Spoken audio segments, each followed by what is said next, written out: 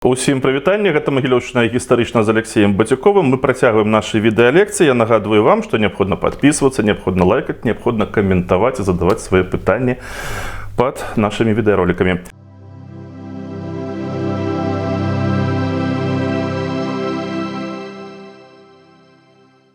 Ну а зараз, як у нас даўным-даўно заведзена, адказы на вашы пытанні. Пад мінулым ролікам диванны фермер задаў інтрыгуючае пытанне. Калі ўжо будзе магчыма паслухаць ужывую?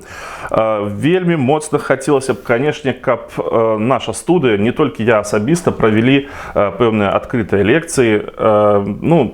Зараз такія умовы, што цяжка на гэта разлічваць, але калі у вас ёсць пытанне такога кшталту ужывую, то бок лайв, стрімы у рэжыме лайв, подумаем, папрацуем над гэтым. Надо, конечно, падысці да гэтага сур'ёзна. Дима Кузнец задаў наступнае пытанне. Папрасіў папярэджваць пра тэму наступнага роліка. Я яму ўжо адказаў, што вельмі часта гэтыя тэмы яшчэ невядомыя на момант, калі я записываю свой ролик. І шмат у чым мне дапамагаеце тут вы, калі задаеце свае пытанні. Яны як бы карэктуюць і дапамагаюць мне сфармуляваць наступныя тэмы. Дима Кузнец задаў такое яшчэ пытанне. Чуў, што еўрапейскія рыцары ў баях ніколі не білі коня праціўніка, калі рыцар забіў коня падчас турніра, маецца на ўвазе, то ён і яго нашчадкі пазбаўляліся тытула. Наконт пазбаўлення тытула,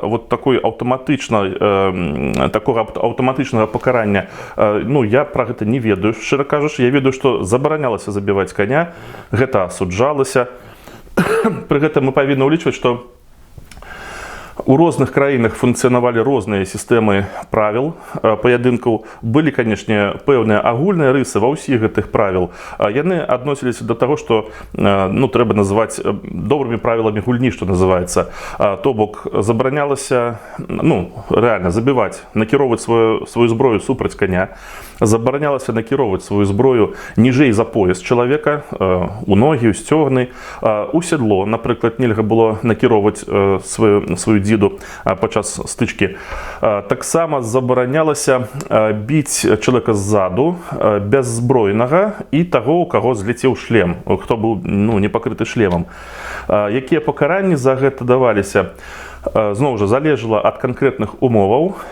Часцей за ўсё, калі бачная была, быў суддзя на ўсіх гэтых турнірах, ён прымаў рашэнне па сітуацыі, што называецца. Калі была відавочная наўмыснасць гэтых дзеянняў, то такога рыцара маглі адхіліць ад спаборніцтваў, яго маглі дыскваліфікаваць, абвясціць яго няслаўным воінам. Гэта мела значэнне ў тагачасным грамадстве. Таксама маглі быць такія наступствы, як штрафы, грашовыя штрафы, вымушэнне кампенсаваць, прымус кампенсаваць ахвяры грашыма, альбо, напрыклад, забіўшы коня, значит, ты павінен прадставіць другога коня.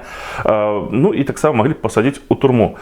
Пра тое, што не было такого аўтаматычнага пазбаўлення тытула, напрыклад, сведчыць такі факт. У 1389 годзе у горадзе Бардо адбыўся турнір у прысутнасці герцага Ланкастарскага. На гэтым турніры сышліся 5 англійскіх і 5 французскіх рыцараў.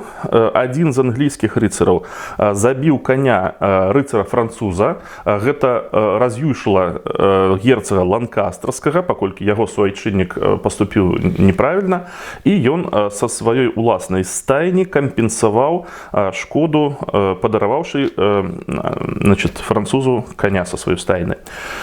У 1380 годзе адбыўся турнір каля горада Тур, дзе англійскі рыцар Іахім Кетер параніў кап'ём французскага рыцара Гавейна Мікаэля, але ён апраўдваўся перад суддзёй тым, што ў яго дужа наравісты конь. І вось ён пахіснуў накірунак хады яго дзіды, і суддзя прыслухаўся да гэтага тлумачэння, і англійскі рыцар Іахім Кетер не быў пакараны.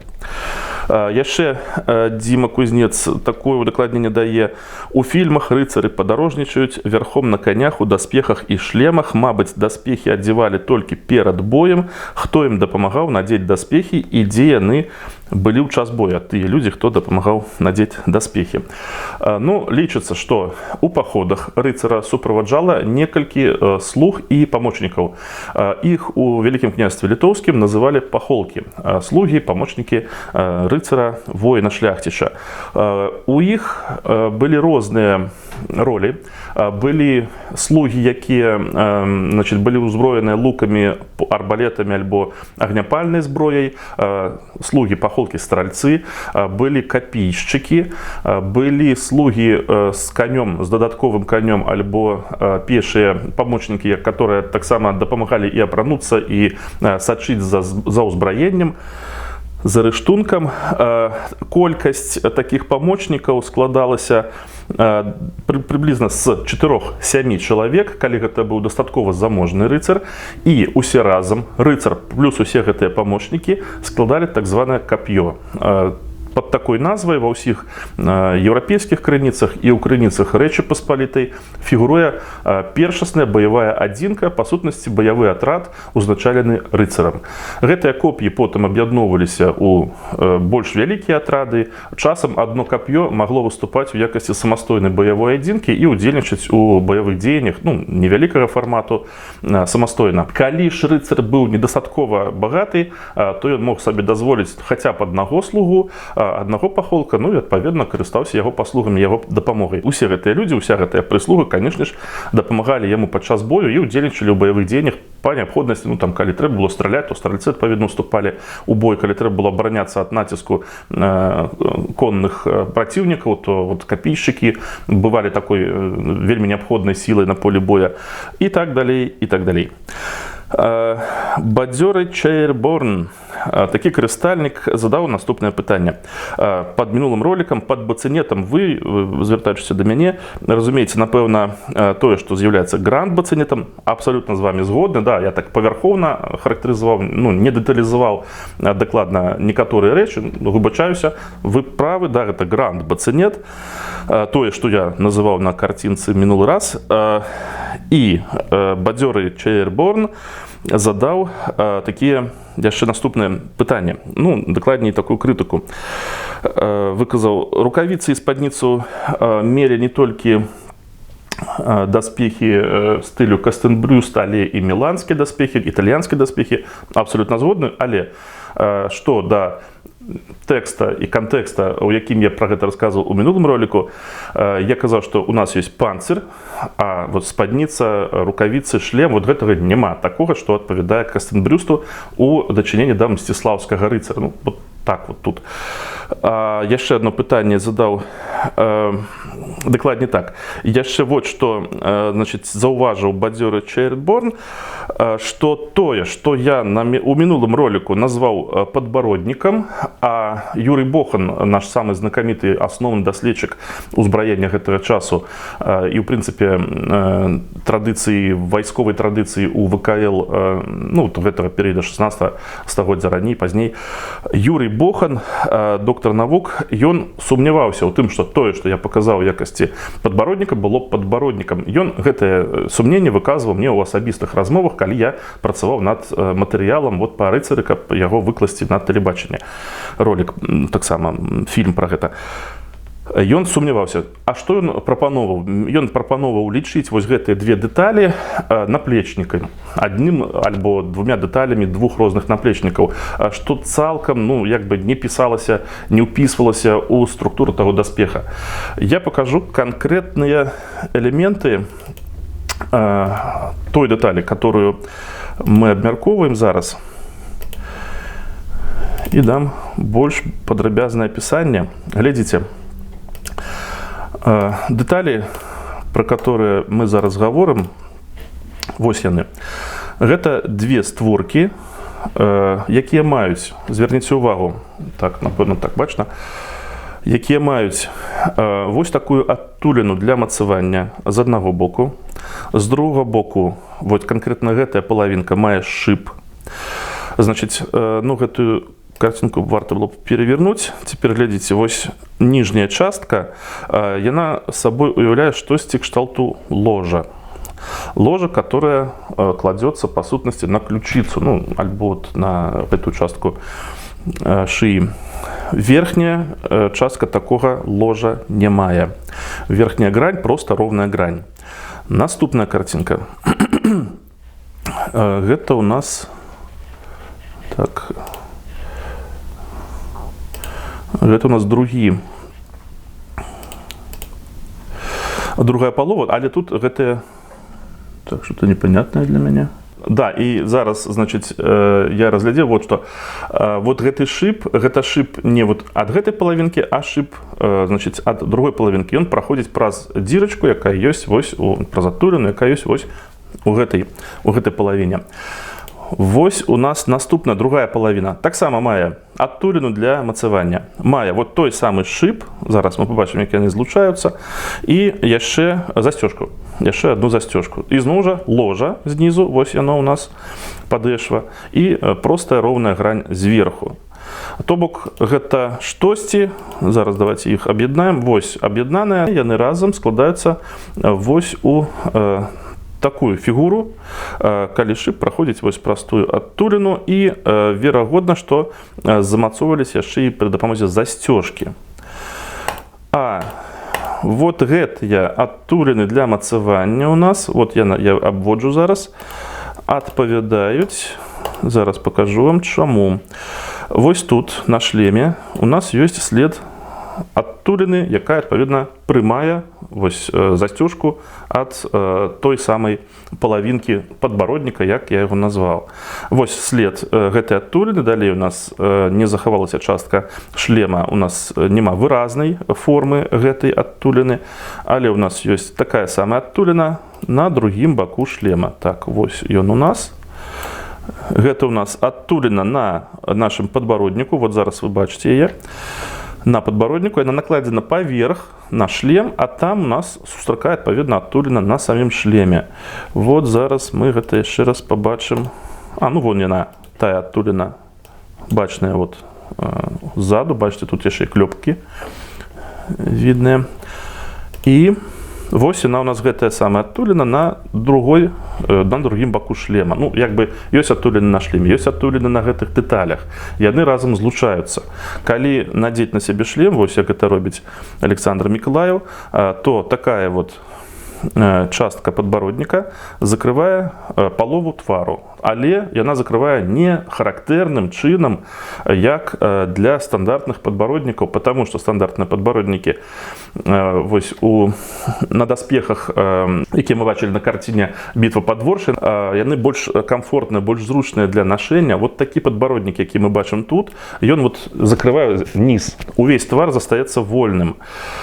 Даследчыкі, у прыватнасці Александр Мікалаеў, которые аналізавалі гэты даспех, параўналі даспех нашага мсціслаўскага рыцара з тымі стылямі, з тымі даспехамі, которыми карысталіся старажытныя рымляне. Яны, ну, вось даследчыкі, у прыватнасці Александра Мікалаеў, дапусцілі, што мы маем штосьці кшталту такой алюзіі, такой рэплікі, такога ўспаміну пра вот такі тып даспехаў, рымскія даспехі. Вось такім чынам. Яшчэ удакладню, што даспех мсціслаўскага рыцара, нягледзячы на тое, што ён добра вывучаецца і лёгкі, даступны для вывучэння, не мае пакуль навуковых публікацый. На жаль, але прыходзіцца канстатаваць такі стан. Зараз па вашых пытаннях амаль што ўсё, па-мойму. Ёсць одно пытанне. Уласна кажучы, яно і стане асновай нашай наступнай праграмы. Михаил Иванов написал: «Важно знать, как и из кого получились угнетатели крестьянства». Про гэта мы і паговорым зараз. Таким чынам, феадальны прыгнёт у гэты час на наших землях. Я так і назваў сённяшнюю праграму «Пакуты магілёўскія і крычаўскія». Яшчэ я хацеў бы парэкамендаваць літаратуру. Часам я рэкамендую літаратуру па гэтай тэме, па той тэме, якую мы праходзім. Такую літаратуру я вам назову. Андрей Метельскі. цудоўны наш знакаміты даследчык, археолог і гісторык беларускі, сам паходжаннем з Крычава. Кніга «Старадаўні Крычаў» просто бліскучае даследаванне, вельмі падрабязнае, вельмі такое фундаментальнае даследаванне. Андрей Метельскі. Мсціслаўскае княства і вояводства ў 12-18 стагоддзях. Вельмі таксама рэкамендую. Вельмі падрабязнае апісанне Мсціслаўскага княства, гісторыі Мсціслаўшчыны. Вельмі рэкамендую зноў жа. Такім чынам, прыступаем да нашай тэмы. Прыгнёт мы пабачым з вами вось у якім ракурсе. Цяжкі фінансавы стан, у якім апынулася ВКЛ падчас вайны, которая закончыцца ў 1522 годзе, прымусіў дзяржаву да таго, што ў вялікай колькасці князёў іншых феадальных радоў прымусіў дзяржаву пазычаць грошы на вайну. Гэта прывяло да таго, што для таго, каб гэтым самым феадалам, князьям вяртаць іх грошы, грошай як не было, так і не стала большых пасля заканчэння вайны, то і вяртаць ужо не было з чаго, і гэта прымушала караля Жыгімонта, великага князя літоўскага, здаваць свае ўласныя ўладанні, каралеўскія ўладанні, а іх большасць прыходзіцца якраз такі на ўсход сучаснай Беларусі, на ўсход великага княства літоўскага тагачаснага, здаваць у дзяржанне князьям і баярам. Альбо гэта яшчэ называлася здаваць у заставу. Па сутнасці, то як людзі ў ламбар здаюць рэчы, так вось і свае ўладанні ён аддаваў, замкі, воласці, двары аддаваў у заставу вось тым самым крэдыторам. Так, у заставу былі аддадзеныя Крычаў і Магілёў. Так, напрыклад, Крычаў быў аддадзены ў заставу князю Васілю Семёновичу Жылінскаму за пазычаныя каралю 733 капы грошай. 733 капы грошай, калі улічваць, што адна капа грошай гэта 60 сарэбраных манет, гэта 43 980 манет. Вось такую суму быў павінен кароль князю Жылінскаму. Як мы памятаем, грошай на выплату гэтых усіх пазык у караля не было. Па гэтаму у якасці патрыятычнага жеста на Віленскім сойме 1522 года многія буйныя крэдыторы даравалі усе свае пазыкі дзяржаве. Узамен на гэта вярнулі ў скарб назад вось гэтыя ўсе воласці, замкі, гарады, двары. Узамен на гэта у якасці кампенсацыі страт дзяржава пайшла на дазвол трымаць тыя самыя воласці, якія былі дагэтуль ім аддадзеныя у заставу, да жывата свайго, то гэта значыць да смерці вось арандатара, крэдытора, трымаць у сваім дзяржанні. Трыманне ў дзяржанні адзначала, што чалавек з'яўляўся паўнавартасным уласнікам гэтай тэрыторыі, збіраў усе падаткі з гэтай тэрыторыі у сваю казну, у сваю асабістую казну. Гэта фактычна давала неабмежаваную ўладу тым самым князям і баярам, которые атрымлівалі ў дзяржанні вось гэтыя тэрыторыі. І акрамя таго, што яны карыстаюцца даходамі з гэтай тэрыторыі у сваю карысць, на сваю карысць, яны нярэдка павялічвалі падаткі, і нярэдка яны займаліся прамым рабаваннем сялянства тут на гэтых тэрыторыях, і яны павялічвалі колькасць павіннасцяў, которую сяляне павінны былі выконваць на іх карысць, на карысць вось гэтых, значыць, князёў і баяр.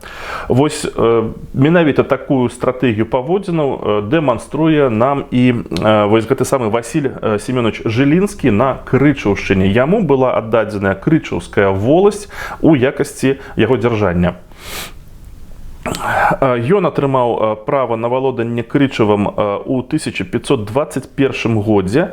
Першапачаткова, да таго часу, пакуль ён не выплаціць, не атрымае, дакладней, пакуль ён не атрымае, пакуль кароль не выплаціць яму усе тыя пазычаныя 733 копы грошей. Про то, что он дараваў казне, мы нічога не ведаем. Ведаем толькі, што на працягу усяго свайго далейшага жыцця аж да смерці ў 1529 годзе Жылінскі будзе проста кроў піць з мясцовых сялянаў. Пра гэта сведчаць шматлікія скаргі, которые адпраўляюць крычаўскія мяшчане і жыхары крычаўскай воласці на Жылінскага, накіраваныя каралю Жыгімонту звароты у адказ на гэта Жыгімонта да самого Жылінскага, каб ён перастаў далей рабаваць сялянства, ну і мяшчан. Першая скарга мяшчан была складзена ў 1522 годзе. У ёй гаварылася, што Жылінскі стаў уводзіць шматлікія навіны, а як памятаем, фундаментам адносін у грамадстве гэтага часу у ВКЛ быў прынцып старыны не рушыць, навіны не вводзіць. Это значит, у тым ліку не вводзіць новыя падаткі, новыя, значит, павіннасці і падаткі. Так вось, Жылінскі стаў уводзіць шматлікія навіны, чыніць крыўды вялікія, забраў у воласці васкабойню і стаў асабіста ездзіць у палюддзе. Тады як ранейшыя намеснікі наогул ніякага палюддзя не ажыццяўлялі. Звычайна падаткі збіраліся старцамі.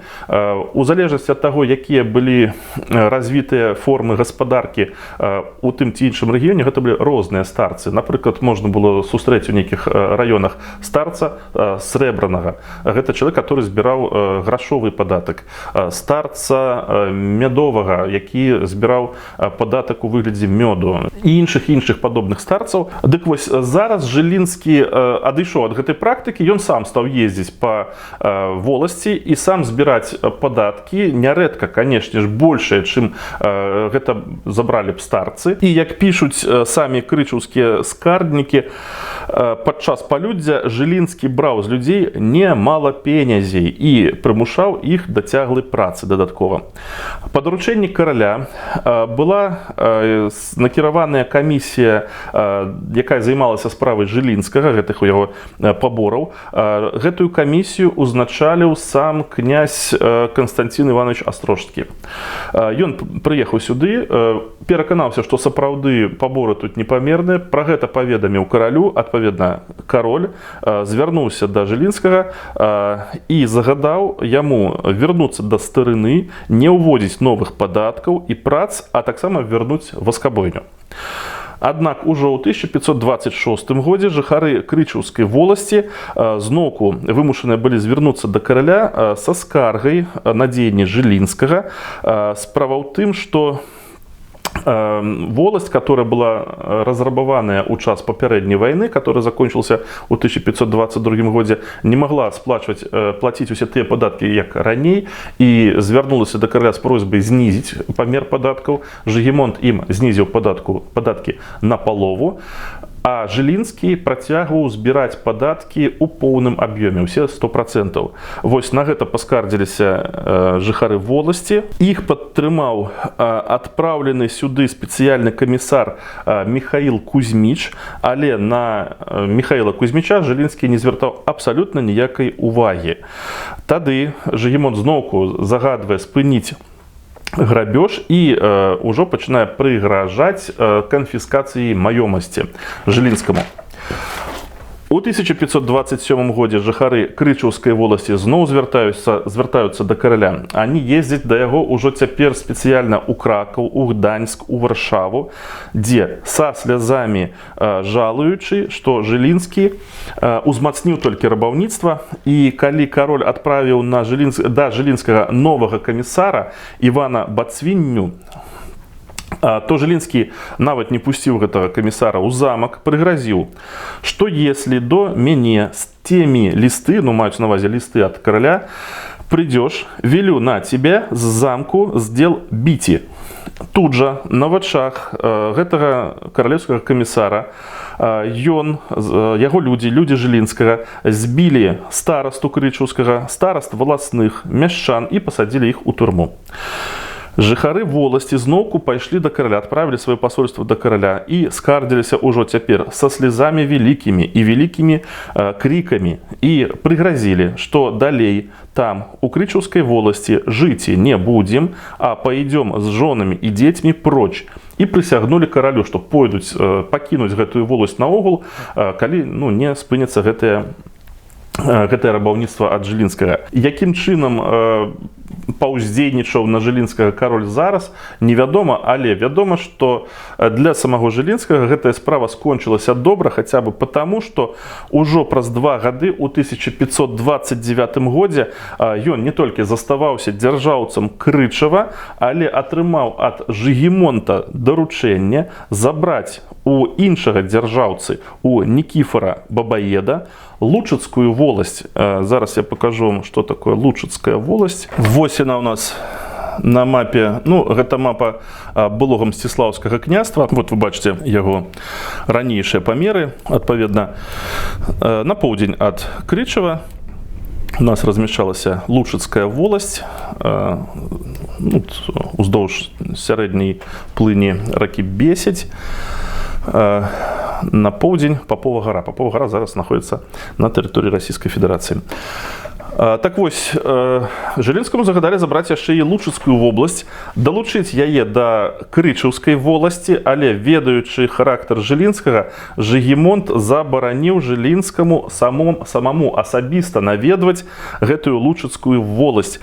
Усе падатковыя справы павінны былі праходзіць праз старцаў. І разарэнне Жылінскім Крычаўскай воласці было настолькі татальным, што ўжо і пасля яго смерці ў 1529 годзе крычаўскія мяшчане і сяляне адпраўлялі пасольствы да караля Жыгімонта з просьбай скараціць ім колькасць падаткаў, апелюючы да таго, што гэтая воласць была абрабаваная і падчас вайны, і вось гэтымі прыгняценнямі, вось гэтымі рабаваннямі з боку самого Жылінскага. І яны прасілі, каб іх наогул пазбавілі ад падаткаў. Там звычайна такая просьба дзейнічала 1 год, а потым магла працягвацца яшчэ на год. Жыгімонт дазволіў ім скараціць падаткі толькі на 50%, толькі на палову. І як вы бачыце, Мсціслаўскае княства, недавно мы пра яго расказвалі, недавно у нас была праграма на гэтую тэму. Мсціслаўскае княства скарачаецца. Вось у ходзе тых войнаў, которые папярэднічаюць падзеям, пра якія я зараз расказваю, так атрымаецца, што мне вось у гэтай праграме, у гэтай серыі апошніх праграм у якасці рэпернай некай кропкі выступае 1529 год. Вось такую завагу я зрабіў. Не знаю, чаму так, пакуль я трымаюся ўсё яшчэ гэтай лічбы. Дык вось, Мсціслаўскае княства на гэты момант ужо скарачаецца, дакладней, оно ўжо і не княства з 1527 года, і абмяжоўваецца па сутнасці толькі тэрыторыі самого горада Мсціслава і Мсціслаўскай воласці, і ў склад Мсціслаўскай воласці уваходзіць яшчэ таксама воласці Радамля, Хіславічы і Заселля. Тут актуальна вось на гэты самы час у Мсціславе нашмат больш па-чалавечы правіць у якасці дзяржаўцы князь, Мсціслаўскі князь, апошні прадстаўнік сваёй дынастыі на тэрыторыі ВКЛ, Міхаіл Іванович Жэслаўскі, который памрэ хутчэй за ўсё ў 1530-1531 годах. Ён працягвае тут жыць да сваёй смерці. Ён атрымлівае выгоды вось ад Мсціслаўскай воласці, Мсціслаўскай зямлі ці дзяржавы, але адначасова з ім воласцю кіруе прысланы каралём намеснік. Верагодна, гэта было звязана з тым, што князь Міхаіл Жэслаўскі ўжо не мог выконваць свае функцыі з-за ўзросту. Гэты намеснік першапачаткова не вельмі быў належным чалавекам. Сам Міхаіл Жэслаўскі скардзіўся, што у неналежным стане знаходзяцца замкі ў Мсціславе і Радамлі. Па гэтаму 19 жніўня 1528 года Жыгімонт аддаў Мсціслаўскую дзяржаву на дзяржанне Яну Юр'евічу Іллінічу. Пры ўмове, што Іллініч палову даніны будзе аддаваць Міхаілу Жэслаўскаму. Ян Юр'евіч Іллініч – гэта прадстаўнік знакамітага славутага магілёўскага баярскага рода. Ён неяк выпаў у нас з поля зроку, гэты род, а ён славуты тым, што яшчэ ў часы Вітаўта трапляе на старонкі документаў літоўскіх метрык, і па сутнасці у горадзе Магілёве мы ведаем пра існаванне на гэты час, на актуальны перыяд такой даволі вялікай і славутай фаміліі Іллінічаў. Што ж было з магілёўцамі ў гэты самы час? Магілёўскімі дзяржаўцамі, Магілёў таксама быў закладзены, падобна як і Крычаў. Дык вось, дзяржаўцамі былі з 1514 года Юрый Зяноўевіч, потым з 1521 года дзяржаўцам стане Васіль Іванович Сламярэцкі. Пра Сламярэцка я ўжо расказваў, а вот пра Зяноўевіча не расказваў. Пра норавы Юрыя Зяноўевіча можна меркаваць па дзейнасці яго намеснікаў, якія служылі яму ў самых розных яго маёнтках, раскіданых па ўсім Вялікім княстве літоўскім. І абсалютна відавочна, што гэтыя норавы былі аднолькавыя, што там пад Вільняй, што ў Магілёве і пад Магілёвам. Дык вось, вядомы такія выпадкі у дачыненні да намеснікаў Юрыя Зяноўевіча. Яго намеснік Олай са сваімі людзьмі, аднойчы наехавшы на власную землю людзей панскіх, то бок падданых каралю, якіх прозвішча было Фалелеевічаў, моцна к гвалтам саміх тых людзей білі, мардавалі, вязалі, мучылі, і іншыя людзі з жонамі ледзьве паўцікалі. А две жонкі поймалі, і што хацелі, то над німі чынілі, а трэцюю жонку беременную коньмі стапталі, так што жанчына страціла дзіця. І в той же дзень час в тых людзей жыта взяли жатого 30 коп, а сами пожали сеянного жита на 100 бачок. Это значит, что рабовники напали на господарку, забрали жито, что было с людьми, вы чули, забрали жито, сами пожали жито и яшчэ и пожатые забрали 100 бачок додатково. Іншыя намеснікі Юрія Зіноўевіча, вядома, што аднойчы забілі на дарозе 11 чалавек сялян, і ўсяго сялян ехала 15 чалавек, 11 былі забітыя, яшчэ 4 уцяклі абрабаванымі. Ва ўсіх гэтых людзей забрали коней, в суме 15 коней забрали, у кожнага селяніна па 40 грошай, усіх забітых павесілі на дрэвах. Падобнымі ж рабаўніцкімі нападамі быў вядомы і сам Юрый Зяноўевіч. Вядома пра яго наезд на 2 дома панскіх людзей, якіх звалі лучакцоў. Падчас гэтага наезда ён людзей пугамі біў, мардаваў, аднаму дом спаліў, другому раскідаў і з гумна забраў жыта 104 капы. Вось такія былі норавы тут на наших землях, в умовах, калі каралеўская земля была аддадзена вось за пазыкі караля перад элітай у дзяржанне феадалам. Гэта, аднак, канешне ж, не тое, што называлі у савецкай гістарыяграфіі прыгнёт польскіх і літоўскіх феадалаў. Гэта былі цалкам мясцовыя феадалы, не нейкія прышлыя, не нейкія замежныя заезжыя. Гэта былі, власна кажучы, людзі з гэтага ж самага народа, просто якія подняліся по сацыяльнай іерархіі наверх. Вось такія пакуты цярпелі ў гэты час, у час, пра который мы расказваем, пра который зараз ідзецца размова, на нашых магілёўскіх землях, магілёўскіх і крычаўскіх. Пакуль што ўсё. Дзякую вам за ўвагу. Усяго добра. Да пабачэння.